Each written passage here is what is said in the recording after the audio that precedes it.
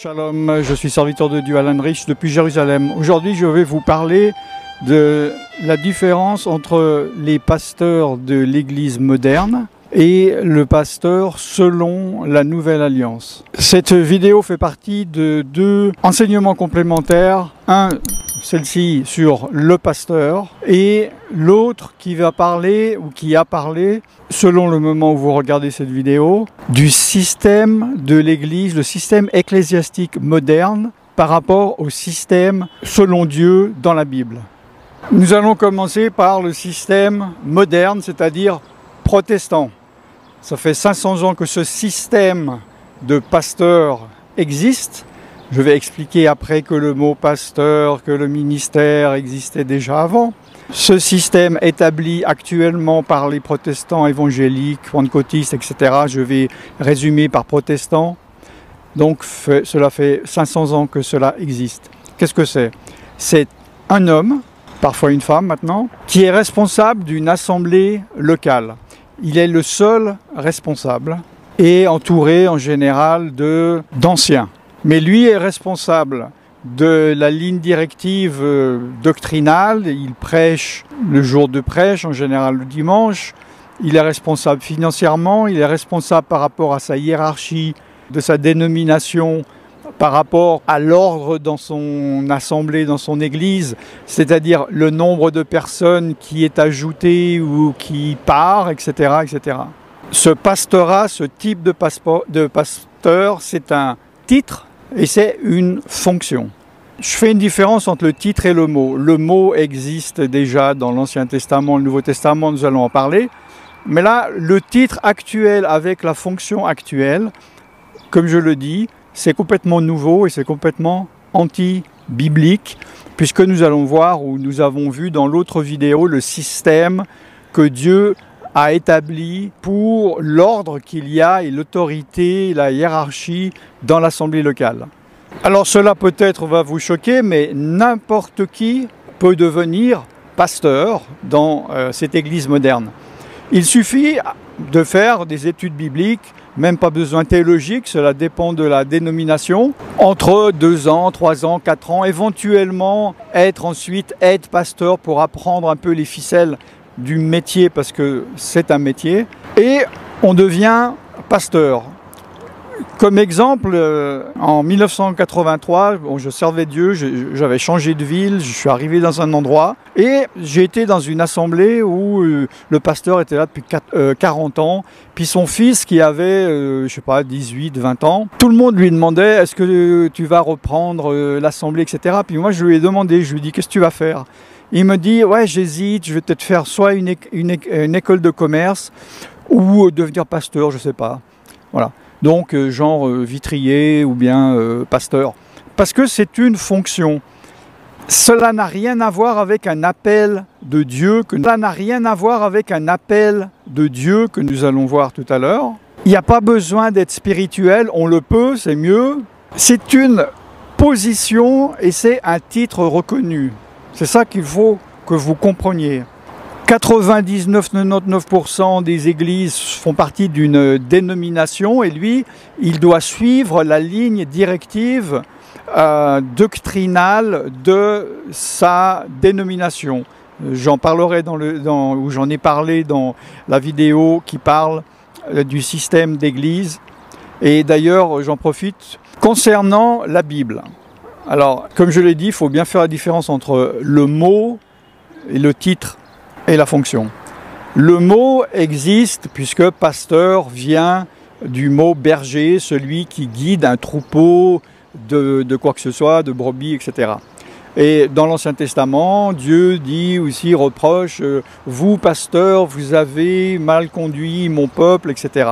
Ce sont des personnes, donc des leaders, c'est un terme générique pour la première alliance.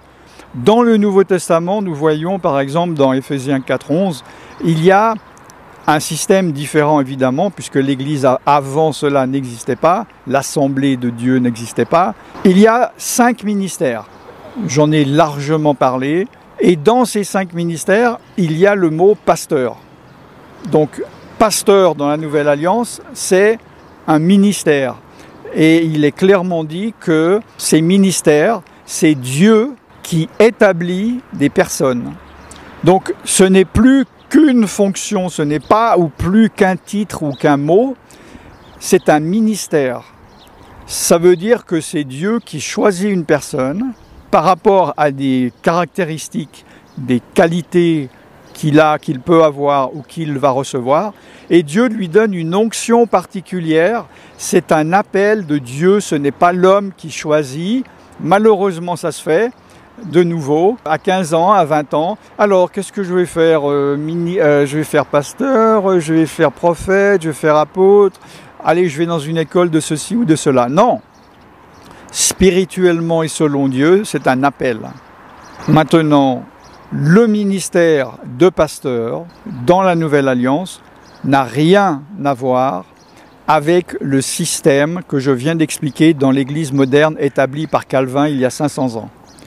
Cela n'a rien à voir. Faites une différence entre le mot et ce que c'est. Alors quel est ce ministère? Quelle est la fonction? Qu'est-ce que c'est qu'un pasteur? C'est très intéressant parce qu'il n'y a pas d'explication directe dans la Bible, mais lorsque on approfondit, on fait des recherches, eh bien nous voyons qu'est-ce que c'est.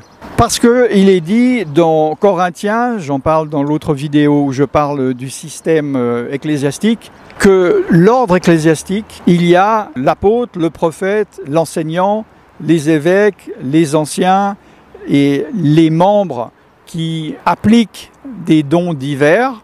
Donc, il y a deux ministères d'Éphésiens 4 qui ne se trouvent pas dans l'assemblée locale, c'est pasteur et évangéliste. C'est pas un hasard. Alors, pourquoi l'évangéliste ne fait pas partie? Bon, c'est assez clair. C'est rare qu'on doive évangéliser des chrétiens, quoique maintenant on soit obligé malheureusement. Donc il n'a rien à faire dans une assemblée locale lors d'une réunion publique ou privée, d'adoration ou d'enseignement, etc. Et le pasteur, selon la Bible, pourquoi il n'a rien à voir non plus dans ce système? Parce que le pasteur, comme je l'ai dit au début, c'est quelqu'un qui guide les âmes. C'est quoi un pasteur? Un pasteur, c'est celui-là qui reçoit les nouveaux convertis, les encadre, les dirige, les enseigne. Le rôle du pasteur est d'exhorter, d'encourager, de conseiller, de nourrir, d'écouter, d'aider les nouveaux convertis dans leur foi. C'est lui qui va poser les bases même de leur foi chrétienne. Son intention première sera de développer, d'assurer de leur épanouissement, de leur développement, et le pasteur et les nouveaux convertis auront une relation de berger à troupeau. Le pasteur, comme l'apôtre, est un fin observateur et un fin analyste, parce qu'il observe beaucoup pour apporter justement des solutions aux nouveaux convertis, parce que c'est clair que lorsqu'on est nouveau converti, on se pose beaucoup de questions, on aimerait avoir des réponses, mais c'est le pasteur justement qui va nous apporter ces réponses-là pour nous nourrir. Matthieu 9, 36 dit: voyant la foule, il fut ému de compassion pour elle, parce qu'elle était languissante et abattue comme des brebis qui n'ont point de berger. Un pasteur a le droit et a le devoir d'observer, de sentir à quel moment mon troupeau s'éloigne de l'objectif, à quel moment, comment va mon troupeau, comment va mes nouvelles brebis, comment ils évoluent, comment ils avancent, qu'est-ce qui les dérange le plus, qu'est-ce qui serait mieux pour eux, quels conseils leur donner sur comment grandir, comment être plus affermi, comment mieux se rapprocher. Le pasteur, lui, il est là pour encadrer, il est là pour protéger, il joue un rôle d'encadreur spirituel. Il encadre vraiment le côté physique, le côté spirituel de la personne pour lui permettre de grandir encore. On va lire dans Actes 28, 20, il dit: Prenez donc garde à vous-même et à tout le troupeau sur lequel le Saint-Esprit vous a établi évêque pour paître l'Église du Seigneur qui s'est acquise pour son propre sang. En comprenant que son rôle, c'est vraiment de surveiller, de veiller et surveiller le troupeau. Il n'a pas besoin d'être là lorsque tout le monde est réuni en public et d'organiser ou de faire quelque chose.